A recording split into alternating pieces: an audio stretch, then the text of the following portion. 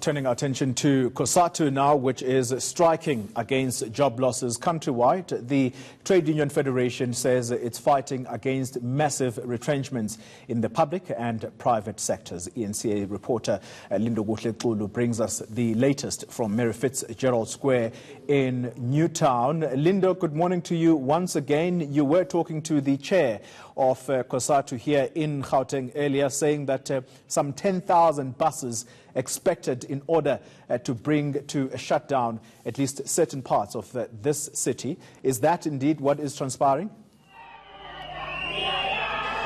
Well, Tony, we understand that they're expecting 10,000 of their members, in fact, to be here at Mary Fitzgerald Square before they march to their respective destinations. But I'll just allow my colleague to just show you what is happening at this stage. But these are the members that are arriving. In the last couple of minutes, we've seen buses arriving that are parked back there and, of course, at the other venue, which is Saibono. But what is coming from the chairperson, provincial chairperson, is that they will be expecting more and more members to be occupying here in their numbers. And, of course, the number that they have set out to achieve at this stage is 10,000 members. But, of course, before these members arrived here, there was members of the South African Police Services just at the back of Mary Fitzgerald Square that were assembled. It seems that they will be the ones, of course, together with the Johannesburg Metro Police, to actually be ushering these people to where they will be going, which is, of course, the legislature, the provincial legislature,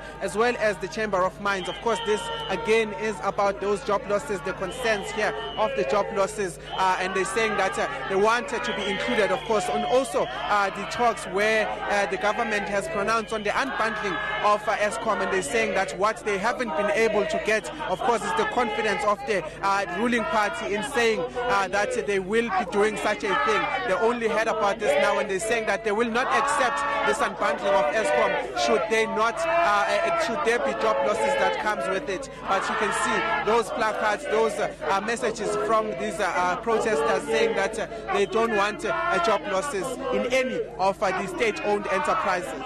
All right, that's Lindo Guhle in Mary Fitzgerald Square. That's the starting point of the Cosatu members who are gathering there, and of course they're going to move to the various destinations, as we earlier heard, where they're going to hand over memorandums. Let's go to KZN now, and that's where we find Spamandla Goke at the King Dinizulu Park following this strike action. Spamandla, good morning to you once again. The issue of Eskom is coming up strongly, and Cosatu, on the one hand, saying that they have not been consulted. They were merely informed at the ANC Lekgotla, which took place earlier in January, Spamandla.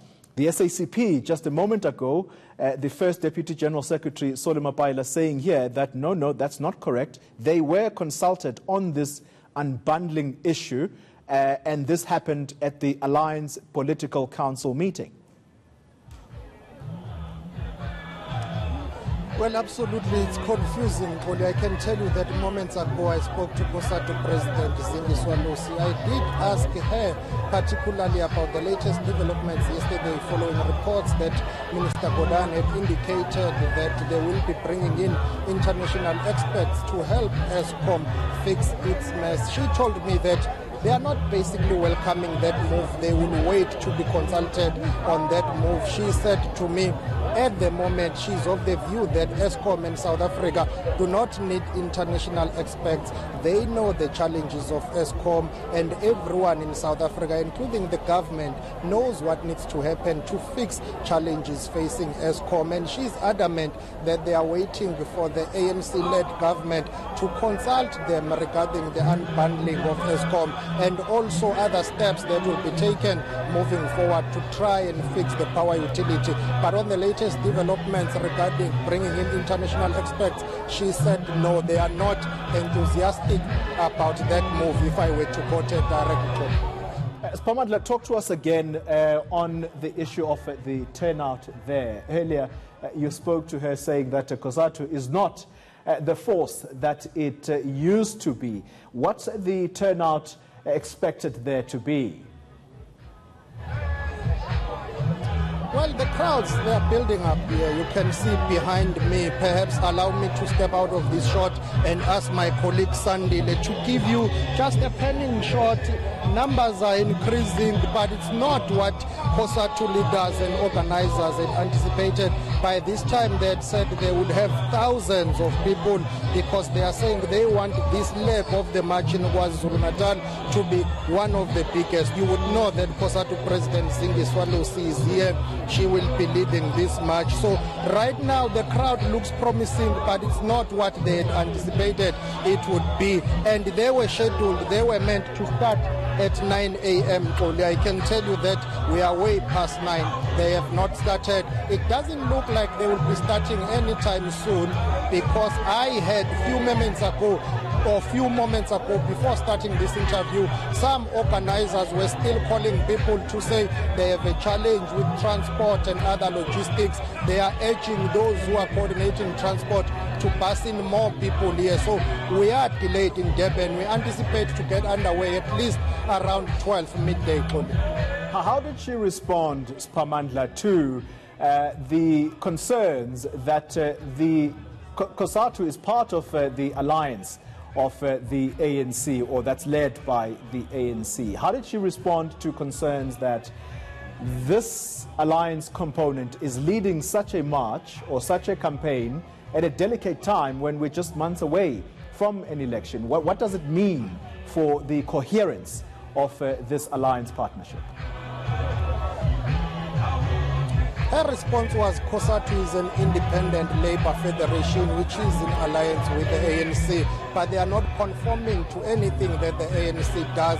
And she said they will be taking on the ANC if and when they feel that the ANC is not prioritizing interests of the workers, their core constituency as Cosatu. So her response was, yes, we are in alliance with the ANC. We will be campaigning for the ANC, but we are not happy with the current trajectory when it comes to job losses and unemployment in South Africa. And as such, she said their relationship with the ANC cannot be defined by them keeping quiet when it comes to issues of unemployment and job losses in South Africa. And she said, yes, after this march, they will be campaigning for the ANC and also engaging with the ANC, urging them to sort out the issue of job losses.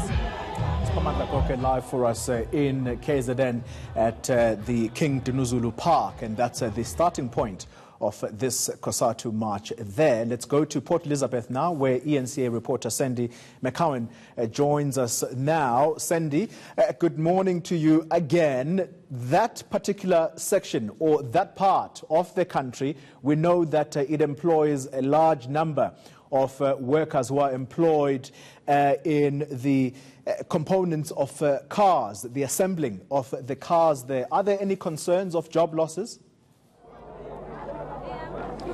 Yes, this is an area that's very dominated by the car industry, and as you know, when GM Motors pulled out in 2017, it had a knock-on effect to many smaller businesses throughout the Nelson Mandela Bay area. It affected component part manufacturers who were making specific parts for the GM cars. It affected so many people in the industry, and at the end, it estimated that over 1,000 people lost their jobs due to the retrenchments when GM pulled out. So there are many concerns around the motor industry in this area. I was speaking to a few GM workers yesterday who were saying that they are struggling to still find jobs, and it's now 2 years on. So it's very difficult for many workers in the Port Elizabeth area. I'm now joined by the General Secretary of Nahawu, Zola Sapeta. Thank you so much for joining us. We were just talking about the concerns in the motor industry in the Eastern Cape.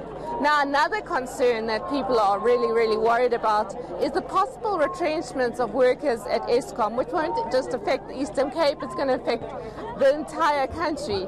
What is Cosatu doing to try and prevent retrenchments, and how do you feel about the President's plan to divide the company into 3 parts? Firstly, I want to make the point and appeal to government and those who are responsible that firstly they must build certainty around Eskom. As you can see now, we are told of the load shedding, but the reality is not the load shedding, it's a blackout. Because people are preoccupied about who must eat how much out of ESCOM. So what we are appealing is that let's focus more on the actual service now. Because what is confronting the country is a service. Parallel to that, then let's talk about the job security, because without a human being or a labor at a point of service, we'll run into trouble with this. And I think that number of times this has been proven. So what we are saying, therefore, is that let's focus on the service, parallel, allow negotiations to take place, and a labor, particularly representative in the form of unions, must be at the center stage to make proposals as opposed to retrenchment, because we are convinced that as we are confronted now with a potential fourth industrial revolution, we need to talk about reskilling in preparation for that. Secondly, as Nehao and Cosatu disagree with unbundling, because we know what is underlying. Underlying is privatization, which will minimize as much as possible the labor there. And we think that with the kind of economy, we can't afford to lose jobs, not only in the motor industry, but in mining and also textile. That's what we are confronted with. And we make a call that everyone must focus first on the service at ESCOM, but on ensure job security. That's why today we are here in Port Elizabeth to put an end to this economic crisis. And in our view, the end in this economic crisis is more jobs, protection of jobs, creation of jobs, employment. Now, talking about ESCOM and economic crisis, ESCOM is basically broke at this point. How does Cosatu see, how do they make sure that ESCOM is financially secure? The first thing is that away with outsourcing. We are in this trouble because of outsourcing, because people have brought their cronies with an intention to amass the resources of the state. So stop that. That's why we are not agreeing with unbundling. And let's build capacity into the state and let government and private sector, because private sector made a commitment in the Presidential Job Summit that they will help the country to create jobs and to employ more people. And let's just focus on that and implement that. But also private has a role to play, because they are affected. Their machines, they operate through electricity. They can't just leave this thing to the state. So every role player in the economy must come together in defense and protecting ESCOM, and centrally to it, jobs must be protected at all costs. Now, talking about jobs being protected, Cosatu and all unions are calling for a moratorium on retrenchments. If the government doesn't heed your call, what steps will you take next after the march today? Certainly, this is a war we're prepared to die for. We are not only saying stop retrenchment, we are saying create more jobs, because scientifically it has been proven through research that there's a more employment. Currently we sit at 38% unemployment. And what kind of a country are we? And we are aware, for instance, in the public service, there's extremely many vacancies that are not filled, yet budgeted for. But because of the corruption, the money just disappeared and so forth. So we say, stop retrenchment, create more jobs, fill the vacant funded post, so that we are able to respond to the challenges of this economy. Because labor plays a critical role in the economic growth in anywhere, in any country of the world. So that's what we are saying. Now, government is the biggest employer in South Africa. How can the private sector step up and help with employment and with creating jobs in South Africa? Firstly, one of the things that the government must do, as much as they make profit, but there has to be a sense of social responsibility. And I think that our government must play a role to emphasize and regulate that from private sector. But the private sector also must recognize that they can't produce products if they retrench people, because people who are to buy this product that they produce are the ones who are retrenched. So they are running a risk of creating another economic crisis in a form of a depression. So they must institutionalize that. So creating jobs for both private, largely private, but also public, as we will say, as we have said, that government seems to be the real employer compared to the private sector. So that thing ought to change. We can't rely on government. We must rely more on the private sector, because production arises as a result of the private sector. Now, elections is coming up soon, and you're talking about a war, and Cosatu is one of the alliance partners. How is that going to affect elections coming up? How is that going to affect how the public sees the alliance partners and ANC? First, the issue of economy is an ideological issue. So our real fight is in the ruling class, the bourgeoisie who are in control of economy. But government has a responsibility to look after the social well-being of its citizens. So therefore, both of them have a role to play in terms of improving that. And that's why we're warning, we can't vote and campaign for a government who continues to retrench people, who continue to run a government through social grants. We don't want a welfare state, we want a developmental state. And ANC recognizes that we have been raising the issue in the alliance and we continue to raise it outside, that we need a government that cares more about the society that they govern. So anything less than that, it brings us to difficulty. But we think that through the president of the ANC, who's the president of the state, there has been a commitment from the side of government that there will be no retrenchment. But retrenchment, as we speak, is more on, it puts threat in mining industry, textile, manufacturing, including motor industry. So we say private must come to the fore, failing which there will no reason to be selling our labor. We have to redirect our labor to fight for the job security. That's what we are saying. And one of the calls that you are making is for a wealth tax. How would that work? Look, part of the thing that we'll be venturing it is the VAT, because we think that it doesn't help the plight of the society now. There has to be, remember also, the minister just surprised everyone else, and you can't just do that. Taxpayers have a right to have a say on their money. So what we are calling for is that there has to be a rediscussion about this tax, and society must be, the interest of society must be put at the center of the discussion. So that's what we are calling for, and we will fight for this 1% increase, because we are a country that can't afford to be deducted tax now. Thank you so much for joining us. That was Zola Sepetu, the General Secretary of Nahawu, talking to us. As you can see, the marchers are preparing to start walking towards Nangoza Jebe Hall. It will take about half an hour. Once they arrive at the hall, they will be addressed by their leaders when they get there. All right, Sandy McCowan, our reporter down in Port Elizabeth, watching the situation there.